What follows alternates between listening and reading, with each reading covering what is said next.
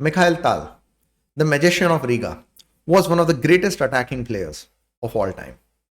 His intuition, creativity, and fearlessness over the board made him a nightmare for anyone who left their king exposed.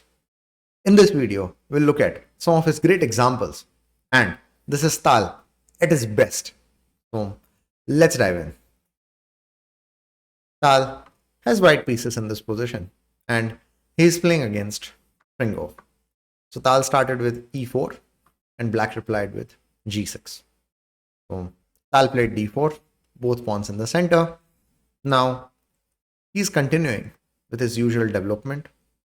Black played d6, knight f3, black played c6. Tal played bishop g5. So he's not allowing black to play moves like e5 later on. He's just saying if you want to play e5, then you might have to move the queen.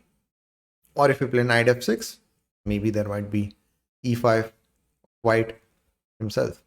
So black in this position moved the queen. Once again, see what black has done. Black has allowed Tal's both pawns in the center. So that's good. Three minor pieces of Tal have been developed. That's good. And black, instead of developing his other pieces, instead of making his king safe, he's making the queen move. So it's not so useful. He's breaking the opening principles. So Tal in this position, he's not worried about this pawn. He's like, I'm going to play queen d2. The plan is simple. Long castle, and then he can try to put some pressure. But of course, he's offering this pawn as a sacrifice to black. So he's saying that you want the pawn, that's fine. But that will delay your development and help me in getting my pieces active. Are you going to take the risk? Black did that, but that was not that great decision. So after accepting the pawn sacrifice, Tal actually replied with rook b1. So now his rook has gotten a bit more active. Queen a3. He's not worried about this. He's like, I'm down a pawn, but my pieces are active. My pieces are developed. And I have strong center. I'm going to manage something. Then black played queen a5. Black was not comfortable with the queen on a3. You never know. It can get trapped. Tal is like, all right, I'll make my king safe. Now, he's down a pawn. But just look at the position. Look at the center. Look at the pieces. And how he makes use of this activity to crush black is what we are going to see. So black played e6. Black is like, all right, I'll just block this bishop's activity and I'll do something. Once again, Tal is not in a rush. So we have to remember that when we sacrifice material, let's say we sacrifice a pawn, then sometimes what happens is that we just, be a bit uncomfortable and we are like, I should try to do something now, or I should try to create some activity, this, that. No. We should try to be calm and we should try to get pieces active. Pawn sacrifices happen, but it's not like we have to do something immediately. That patience is important, because when you patiently get your pieces active, then you will be in a position to effectively punish your opponent. Otherwise, if you try to do something active a bit too early on, if your pieces are not active, then opponent might be able to create counterplay chances. Tal played rook f1. Then a6 was played in this position. See, look at what black is doing. So many pawn moves. Now, Tal played bishop f4. He's like, I'm going to play actively now. This pawn of yours is under pressure. Then, if black plays a d5, now the rook that is on e1, that will actually be useful, because d5, e takes d5, c takes d5. Now, knight takes d5 is actually a possibility. See, the e pawn gets pinned. And then if something like queen takes d2 in this position, there are knight c7 check ideas. There's knight b6 as well. This knight takes d2 and things are actually falling apart for black because of Tal's active pieces. So after bishop f4, black is like, all right, I'm going to get my pawn on e5. I'm going to get my pawn in the center with a tempo. And this is exactly what Tal was waiting for. He played d takes e5, d takes e5. Now this file is opened, so he can make use of it to put pressure.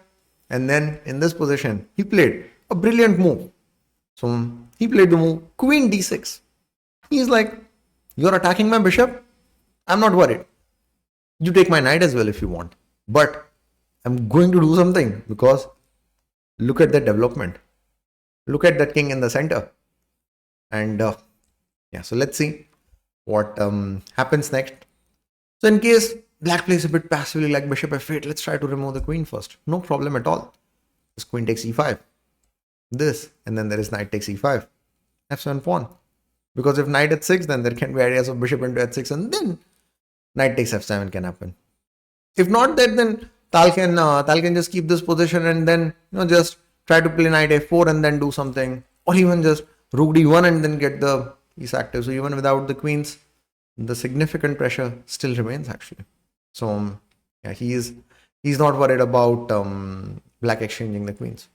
So bishop f8, actually the position is not going to work because of queen takes e5. Then after queen d6, of course, let's say if e takes f4 is played, then Tal had another idea. He was not worried about pieces. Now his eye is on the king. So he would have played knight d5 in this position. The idea is pretty simple. Knight c7 check. This, then the queen is lost. And if c takes e5, of course, e takes e5. He's 2 pieces down. But the game is effectively over because look at this. Look at this king. So bishop e5 is there. But then there is rook takes e5. And things will soon fall apart. Actually, black will soon get checkmated. So e takes f4. Then he was planning to play knight d5. Now, what to do then? So his opponent is like, all right, I'll play queen takes c3. I'll take this knight of yours. Tal is not worried.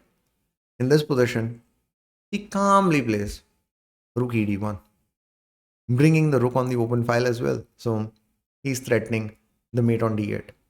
And then in this position, if black plays queen a5, covering this, that actually won't help him quite significantly because white has another brilliant move. Rook takes b7, sacrificing the rook. So bishop takes b7, then there is bishop takes f7. Why would he sacrifice the rook? We'll see. King takes f7, there is knight g5 check, king e8, queen e6 check. That's why he sacrificed the rook. So if I would have to show you, so if after bishop f7, king f7, knight g5, king e8, queen e6 check would not have been possible if the bishop was still on c8. So rook takes b7 allows white to deflect that bishop, and then this is actually mate. Of course, in this position after queen a5, there are slightly different ideas as well, where knight g5 can also happen, and then with the same idea, rook takes b7. But basically, this is just winning for Tal. And then in this position after rook e d1, so we just now saw how queen f5 is not working. So black played knight at d7. He's developing his knight to stop the mate threat, but there is a time and place to develop the pieces, and that time was earlier. Now it's too little too late actually, and the game is about to be over.